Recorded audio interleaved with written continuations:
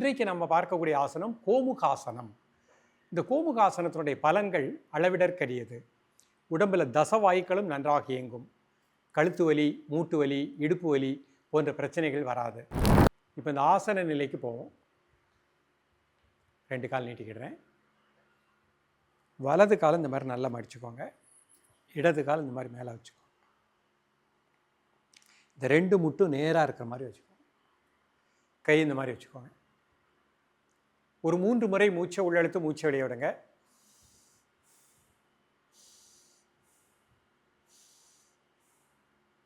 இப்போ இந்த கையை மாற்றிக்கோங்க. இந்த கை மேலே கொண்டு போய் பிடிச்சிக்கோங்க. கை கோர்த்துக்கோங்க. நல்லா 3 முறை மூச்சை உள்ளெழுத்து மூச்சை வெளியே விடுங்க.